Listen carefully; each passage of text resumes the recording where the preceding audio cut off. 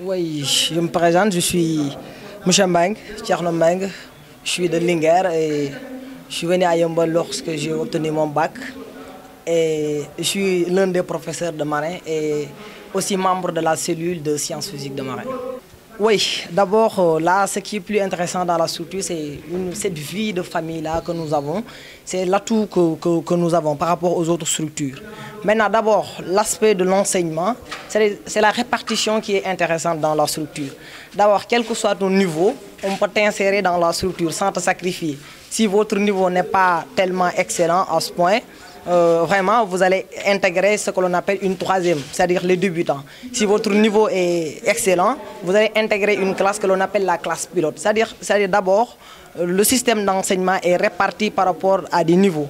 Et aussi, au niveau concernant les enseignants, c'est-à-dire les professeurs, nous avons des cellules. C'est ce qui est intéressant dans notre fonctionnement. Chaque discipline a une cellule.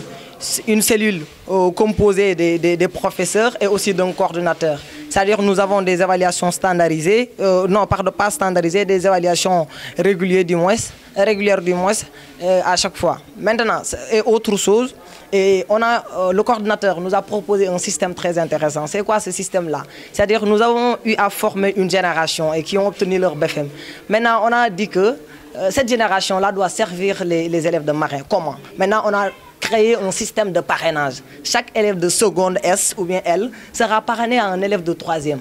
Et lui, son défi sera de faire de telle sorte que cet élève-là ait son BFM. Vous voyez, ce qui est intéressant dans la structure. Et le coordinateur même nous exige à chaque fois, pour chaque trimestre, de faire des examens blancs et à chaque fois d'être l'intermédiaire entre les élèves et les professeurs. C'est ce qui est intéressant dans la structure.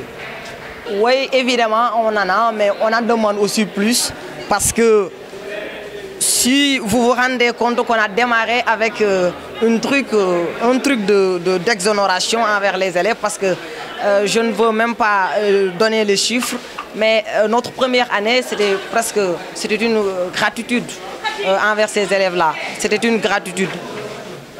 Maintenant, ce que l'on veut, nous, on ne demande pas beaucoup. Ce que l'on demande, c'est seulement le soutien et la reconnaissance. Maintenant, ce que je l'ai dit, le seul conseil que je donne à ces élèves-là, c'est que l'examen, c'est un jeu de points. Comme l'a dit l'un des présentateurs de cette discipline de mathématiques, c'est un jeu de points. Il ne faut pas chercher à montrer au correcteur que vous êtes excellent ou bien que vous êtes meilleur que lui. Seulement, cherche à gagner le maximum de points et je leur souhaite vraiment bonne chance. Et j'ai confiance en eux. Seulement, l'examen, c'est juste une évaluation. Maintenant, une évaluation qui est différente un peu seulement de l'évaluation de leurs établissements.